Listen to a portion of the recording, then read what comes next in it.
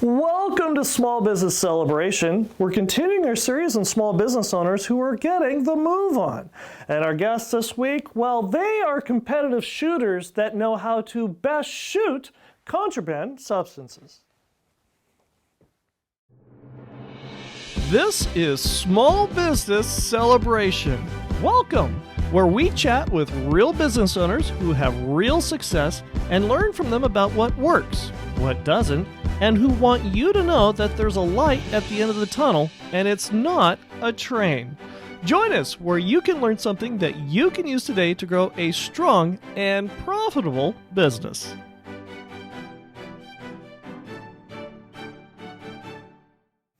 Welcome to Small Business Celebration, and our guest this week is Zvirblis and Moriah Mendenhall with Contraband Control Specialists. Welcome to Small Business Celebration. Thank you. Thank you. For visionaries who don't know who are you and what is it that you do? I'm Zvirblis, and I'm the owner of Contraband Control Specialists. I'm Moriah Mendenhall, and I'm the General Manager of Contraband Control Specialists.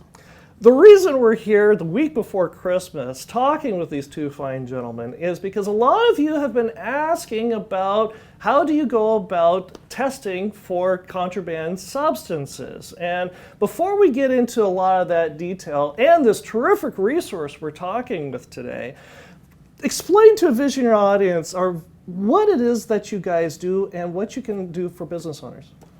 We really specialize in guiding businesses, helping businesses to combat the topic of drugs in the workplace, their effects, and what they can do to hopefully meet the challenges of that topic and fix any issues they might have. But this business didn't start in a vacuum. Gary, you were with the Kern County Sheriff's Department before you started this business. Why did you start this business? Sheriff's Office recognized the fact that there was a lot of substance abuse going on, and what you see in the home eventually gets into the business. And so the business community and the Kern County Sheriff's Office kind of formed a relationship to help the businesses out there to be able to recognize substance abuse on the part of their employees pre-accident, pre-injury, and most importantly, pre-fatality. And it's amazing that once they started implementing these programs and doing drug testing, you would watch all these accident rates drop, all these fatalities drop. They became more productive. They were reconnecting with their families. And a lot of people that were lifetime users felt that it was important to them to stop for the benefit of their families. What was the instigation to start this business? Was it because of what you were seeing yourself out in the field and say, I want to make a difference? Or did you have a company or a group or an industry come to you asking for help?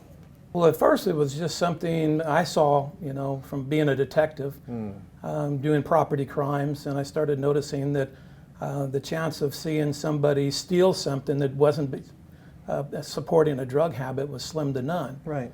And so we started focusing on that at the Sheriff's Office and eventually started connecting with the employers. A good example of that, if a person has an accident in the workplace, that experience mod that causes, to go up. And so employees that are not as safe as other employees, they have to pay higher workers' comp cases. And so they're motivated not only from keeping their employees healthy, right, but also trying to also become more profitable. So this is one of those situations where you'll want to talk with your insurance agent about this, obviously, but implementing a drug screening process or a random drug testing process can actually reduce your workers' comp rates. Oh, it will. It will. Yeah, especially in high-risk environments. Such as? Well, like drilling, oil, transportation, truck driving, anything that has to do commercial. Where it's one thing to drive a regular car, right, and you can still have an accident. Right. But a lot of times those accidents don't lead to any significant injuries or fatalities. Well, you take a big 18-wheeler, right, and that's probably going to change dramatically about damage and property loss and, on occasion, fatalities. What about the business owner that tends to be very people-centric? Well, again, productivity. They're in business to make money. Right. They're in business to be able to pay their employees well. Well, if their employees are not working to the competition level, you're going to see where that there's going to be a movement away from that firm to the one that's a little bit more capable. Visionaries, we've been talking with Gary a bit, but who's this guy sitting next to him? Moriah, how did you get involved with this business, and when did you start getting involved with this business? I've been with Contraband Control now for 23 years. So you're just getting started? Yes. Yeah. So I don't know much about the business. My involvement, or where I started, Gary is my father-in-law, and I was going through college and needed a part-time job to support myself, and he graciously offered to employ me through Contraband Control. It was really worked well with scheduling, because a lot of what we do, it is definitely not an 8 to 5 job. Okay. We work the same hours that our customers work. And so that could mean potentially going out to a drilling rig at midnight to test the crew working. So it really enabled me to work around my school schedule. And things progressed from there, and my role with the company continued to increase. With his training schedule back then, he was away from the business a lot. So my role continued to increase in more the office capacity than the field capacity, and then just continued to with my role and involvement with the business. And what is your role now? I am the general manager. Gary, in the last few years, has decided that he wanted to test the waters of retirement. How's the testing going? Good. Really good. The water's good. Come jump in, huh? With that, started to more transition into me having more of the big role here, where I am now responsible for running the business for him. Now, one of the things that we're going to be talking about in the next segment is succession planning. And as you probably picked up, Moriah is the son-in-law on this. But it's more than that. And for visionaries who want to learn more about Contraband Control Specialists, first of all, very briefly, what is it that you can do for them, and then how can they get in touch with you? Our website, contrabandcontrol.com, has a number of ways to get in touch with us. Our phone number, 336-0617. What was that number again? 336-0617. Okay. My email address, mmendenhall@contrabandcontrol.com, which again, probably easiest to go to the website to get all of that information to contact us directly.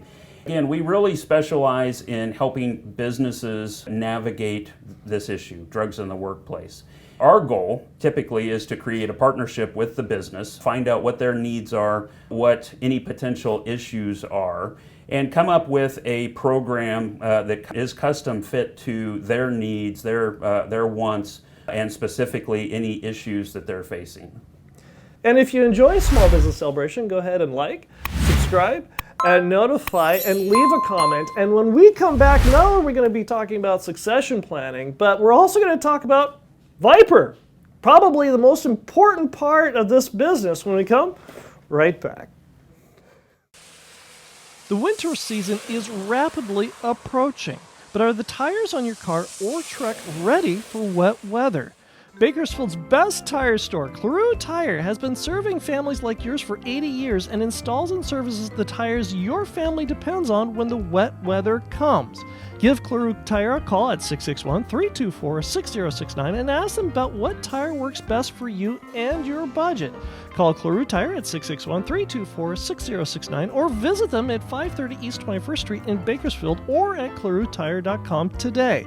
The wet winter weather is rapidly approaching. Call Cleroux Tire at 661-324-6069 today.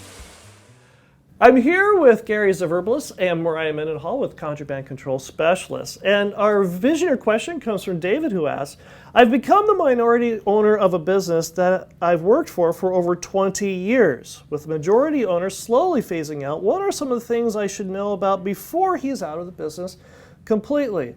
Now, this is more towards you, Moriah. What are some of those things that you found that you wish, I should have asked Gary, and he's not here? And you know, that's a great question. Our transition was done probably a little prematurely. Okay. Gary had some unexpected health issues. Sure. And so those health issues started kind of a difficult couple of years for him that he went through. And so left work one day, and then all of a sudden these health issues happened, and my security blanket in Gary all of a sudden went away, so I was it. Congratulations, Yeah. you're on your own. I, at that point, worked for the business for 270 years. a lot of years. Yeah, so I knew I was running most of the day-to-day. But when now everybody looks to you all of a sudden to have the answers, can definitely be difficult when that was not necessarily an expectation. Right. And so probably one of the biggest pieces of advice that I would have for somebody in that position is make sure that you understand everything that person is doing that might be leaving, financials, anything that they're in charge of. So for me, didn't necessarily have a lot of experience with the financial side of the business. Gary handled all of that. Right. And so a great example of really jumping in with both feet was we were dealing with Gary's health issues over the course of a week or so. It became very apparent that those were going to be extended health issues. And so my first day back in the office after dealing with the initial part of that, within 2 hours of being back at the office, one of the cornerstones of the business is the laboratory that we utilize to analyze all of the drug tests that we perform. I got a phone call from the only local lab that told me that a big part of what they provided to us, they were going to be discontinuing within 2 weeks.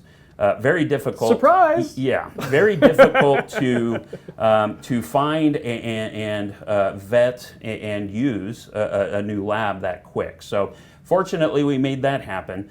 Within 2 hours of that phone call on the first day back, our server stopped working. Oh no. And so within this all happened before lunch.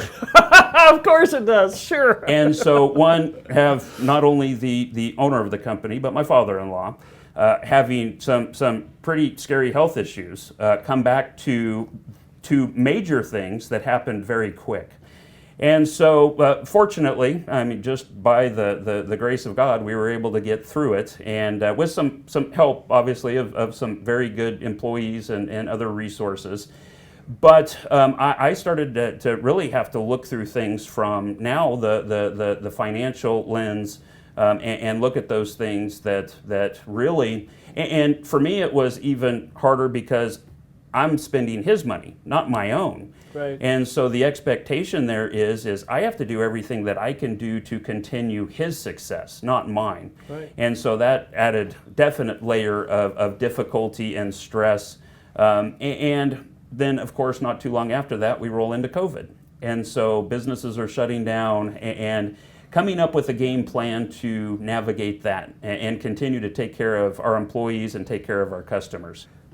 Now, Gary, one of the things that we touched on briefly in the last segment was your involvement with the Kern County Sheriff's Office, and that you became a detective, and that the oil companies reached out to you. And they reached out to you initially because there was a lot of theft, real crime theft, that was going on. What allowed you to make the connection between the rural theft that was going on and substance abuse that was happening with the employees of the oil companies? Well, the theft problem was out of control. I was working those thefts. And what kind of thefts were they? Was it people going through and stealing miles of Schedule 40 pipe or 18-wheelers, or was it more smaller things like tools and that sort of thing? Anything they could steal and make money on. So it wasn't like you're going to go into a bank with a gun and hold them up. Right. They were basically working, and they were stealing from their employers. And so what happened was, first, number one, no one really takes a drug hoping they could become dependent and addicted to it and end up in jail. Right. Unfortunately, but drugs can be very seductive. They make you feel good, so you enjoy it. But it's also what's called negative feedback. Right. The more you take them, the more you have to have. You have to increase the dose. Right. And so then it wasn't but stealing money from the family, and using those money. Now they're in the oil fields, and now they're stealing from the employer. And how did you make that connection? Was it because did you go undercover, or did you have informants, or how did you make that? How did, as a detective, how did you detect what the root of the problem was? Well, all of what you just asked, Okay. And industry was suffering from lost productivity, but Right. they didn't connect the dot that productivity issue was primarily caused because of drugs. They weren't showing up on time. They weren't doing a very good job. Some ended up in jail, and some of these people were very talented and very valuable to the oil industry. And they were very good at hiding. Very good at what they were doing, and they were very good at hiding it. But most of the managers at that time didn't know anything about drugs. And that's why I kind of pointed out, and I says, when the employee goes to work first thing in the morning, head out on the west side, they get out there, it's a drive, Right. they get out of the car, and all of a sudden they haven't done anything physically, but they're sweating profusely already. And it's Lots 30 of stimulants. Right, and it's 30 degrees outside. Yeah. Yeah, right. They're moving fast, they're talking fast, they're working. But I also pointed out, I said, seems like they're really busy, but they're not accomplishing much. So there's lost productivity. Right. And then sometimes what happens is they have an accident, maybe a near miss, maybe not a fatality, but the fatalities started coming. So in the oil industry, you have various different things going on there. One of the probably most dangerous is drilling, Right. because it's a very dangerous environment. And that's if you are sober. Oh, absolutely. You know- Absolutely. Things can go wrong. Right. And so they started, I was looking at these people and I started pointing out, signs and symptoms of drug use. And I said, this isn't people that are, experiencing a hangover or a couple of bumps of cocaine, last night. These are people that are waking up in the morning. The first thing they do is they turn to their drug of choice. So they start feeling normal. They got that energy going. Then they drive out to the oil fields. On occasion, they don't make it. They have an accident. But when they get into the oil fields, then all of a sudden they start having accidents. First, they're minor fender benders, near misses, but all of a sudden you start getting into fatalities. Walk us through what the middle of their day is like. Because they come to work, they're wound up, and like you said, they're doing lots of work but not getting a lot done. What happens around midday and just before lunch? Because when they take the drug to get to work, Right. and most drugs, 4 to 6 hour, what they call plasma life. Plasma life means the maximum time that particular drug produces maximal effects. Right. And so about the lunchtime, they're definitely now looking in their, they go out, they don't eat with their coworkers, they kind of sneak away, they open up their lunch pails, and there's another, bump for the midday. And so this person that had a lot of energy in the morning is starting to dwindle, but then all of a sudden they leave and don't have association with anybody else, and all of a sudden when they come back, that energy and that activity and that productivity starts to go up. And then miraculously, around the end of the workday, they start tapering off again. They start tapering back off, and they always have a couple of, something in the car they're going to take as soon as they get to their car and drive back to Bakersfield. Now, the part with the car is very important to this business, because as I teased at the end of the last segment, we have a very important employee, a family member, as it were. Explain to us who this very valuable employee is. And you may have heard him periodically throughout our conversation. Yeah, he is our four-legged friend, Viper, who is our drug dog, who was certified through California Narcotic Canine Association. He is one of the most popular employees that we have.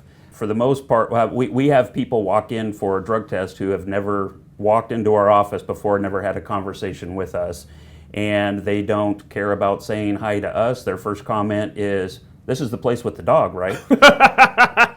And so see him on our website or through friends or other people who have been here. and very social. He's with me all the time, lives with me, but I bring him to work every day. Always has to get up and greet everybody. Has definitely trained the rest of our employees, because all of us have treats at our desk, all the way to our UPS person who is under strict orders that if they don't come in with treats, Viper's going to be upset. Now, Gary, why did Viper become a member of the family? Well, we just carried on to what the law enforcement was doing. You know, they used the dog for scent purposes. 'Cause if there is a drug there, the dogs are going to be able to find it. You know, their sense of smell is a lot more accurate than us. Right. And they can pick up things that have been there for a long time. They have great distances. So you put him on the leash, you tell him to go to work, and all of a sudden he just starts sniffing. And he'll find that track, he'll work his way up, and boom, if the drug is there, he'll alert. When we come back, we're going to talk to these two fine gentlemen about their outreach in the community and what they can do to not only help your business, but help the community as a whole. The reason we're talking with Gary and Moriah with Contraband Control Specialists is because of a Visioneer question that came from a Visioneer just like you. We had a Visioneer that wanted to find out about how do I ask the right questions before my predecessor leaves the business. So if you've got a question, you've got a thought, something you'd like to learn about here on Small Business Celebration, reach out to us on LinkedIn, Facebook, and Instagram and let us know. Who knows?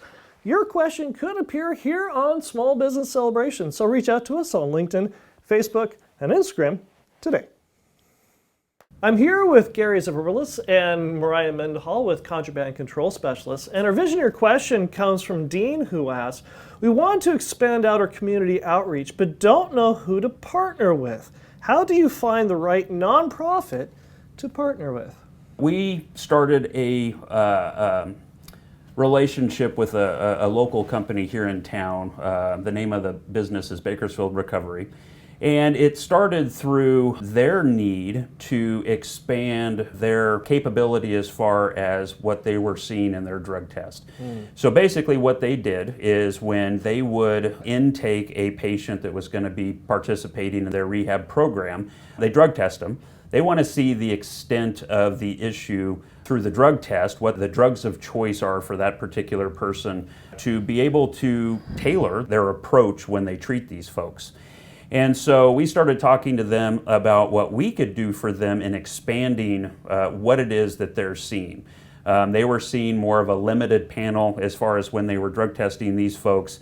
We talked about expanding really many times over what it is they had the ability to see when they did these drug tests. And they went from seeing 6 different classes of drugs to seeing 16. Wow. And so that really helped them in their treatment and seeing what these folks were doing. How did you come to the conclusion that this was the right nonprofit to work with?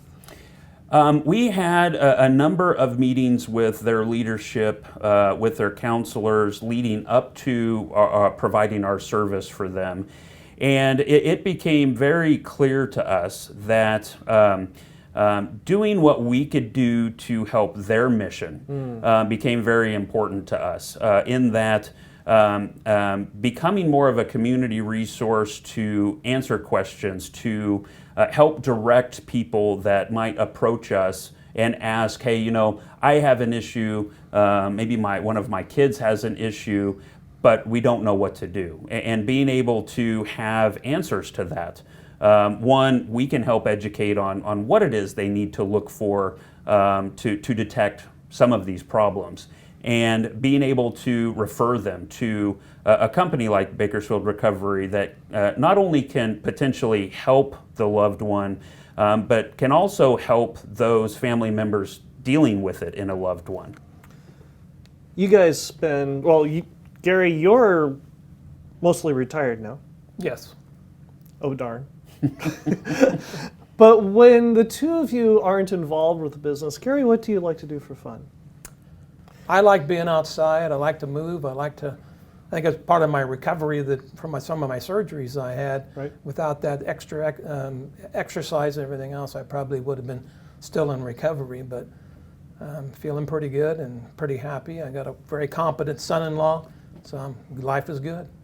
And how about you, Moriah? What do you do when you're not here? I love almost everything outdoors related. I love to hunt. I love to fish. We both share a love of shooting.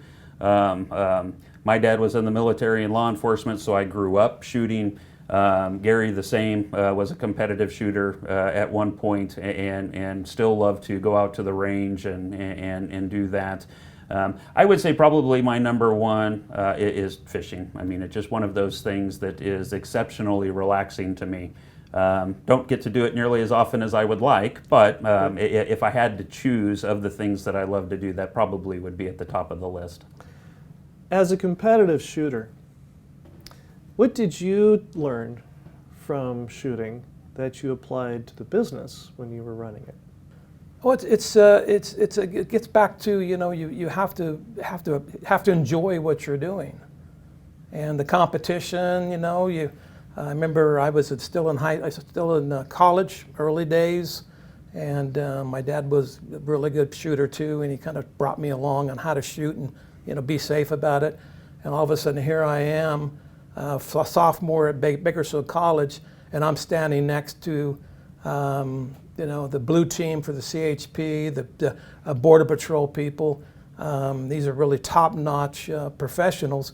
And when I first came to the line the very first time, they're looking at me saying, "What's this kid doing here?" Right. And lo and behold, they found out I was a distinguished master already in college. Distinguished master, there's no higher rating for competition. Right. It is the best. And so they're looking at me and I said, "Let's see what this kid can do." And I finished off with, even the 50-yard line. My groups were about that big. About the size of a quarter? Yes, Yeah. yes. And they're going, "This kid can shoot." Nice. And I said, "How'd you learn that?" I said, "My dad. He was a Marine, and he taught me how to do it." How about you, Moriah? What have you learned from fishing that you apply to your business? Patience. Okay, all right. I think that anyone that is responsible for running any aspect of a business, and to be honest, I mean, in my younger days when I first started, probably didn't have near the patience that I do today, that I've learned that, being quick to judge or being hot-headed doesn't serve anybody's purpose, whether it be in business or not. But I think that's probably one of the biggest things that has taught me that applies to business is you have to learn how to be patient in both dealing with customers, dealing with employees, dealing with those circumstances like we talked about earlier where you walk into business and everything goes wrong. And just taking a breath, taking a step back and deciding that, I'm the one that everybody else is looking to make these decisions and right the ship, and making sure that through my patience they're calm. Oh. What makes you wake up every morning and open your business? I think we provide such a vital service. It's important that we, continue to support the community, support the mothers and fathers that are dealing with these problems. And that's always made me feel, that's probably the best part of my involvement in drug testing, is showing that you can fix them. Sometimes it might not be the first time, it might not be the second time, might not be the third time. A lot of that has to do with how long have they been using and what's the recovery rate going to be. But I'm pretty proud of the fact about what this company has done, and again, most importantly, the amount of people that have kind of thanked us for being there and helping them, guide them through, whether it's a child, a friend, a neighborhood, an employee. There's good things and bad things that employers do, and so we're big on doing the good things. Gary, Moriah, this has been a real treat. If visionaries want to get in touch with you, how do they do that? Probably the easiest is to go to our website, contrabandcontrol.com. All of our contact info is on there, phone number, my email address is there. They can contact me directly. Thank you both for joining us here on Small Business Celebration. It's been real fun and educational. Thank you. Thank you. Thanks for having us. And I'll be right back with my final thought. The winter season is rapidly approaching, but are the tires on your car or truck ready for wet weather? Bakersfield's best tire store, Claru Tire, has been serving families like yours for 80 years and installs and services the tires your family depends on when the wet weather comes. Give Claru Tire a call at 661-324-6069 and ask them about what tire works best for you and your budget.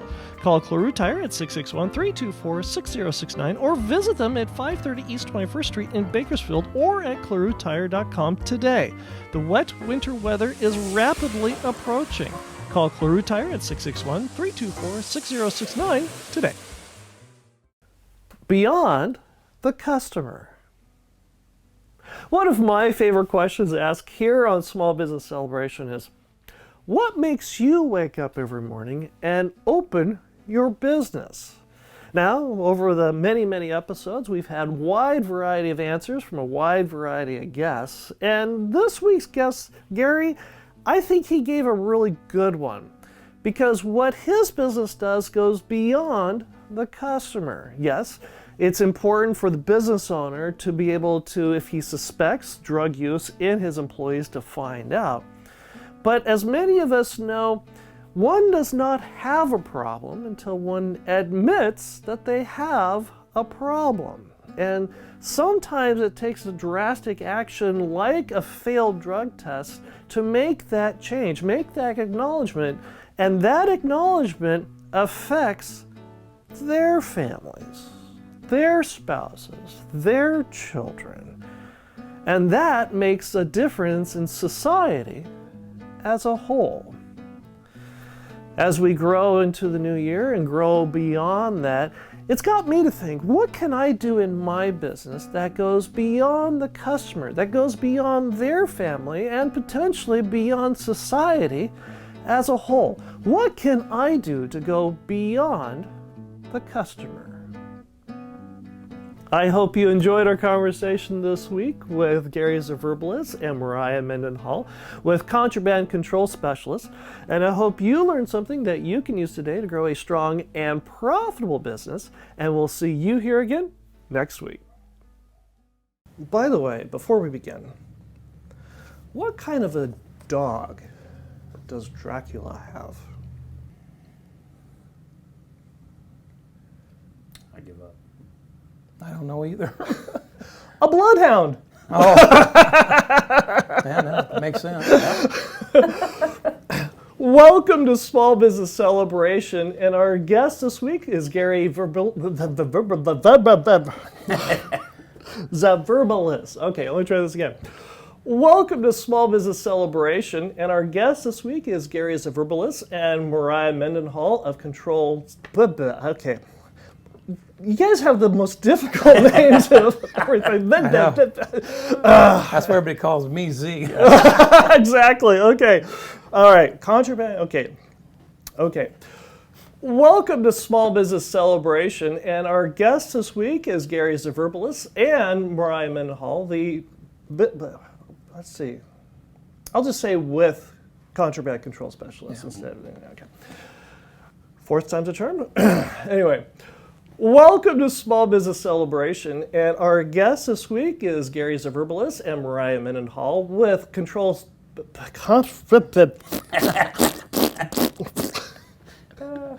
right. Okay. Welcome to Small Business Celebration, and our guest this week is Gary Zvirblis and Moriah Mendenhall with Contraband. Why can't I keep the Contraband? Okay, Zvirblis Contraband. Wait, that didn't come out right. All right. Welcome to Small Business Celebration, and our guest this week is Gary Zvirblis and Moriah Mendenhall with Contraband Control Specialists. Welcome to Small Business Celebration. Thank you. Thank you. And for visionaries who don't know who you are you, and what is it that you do?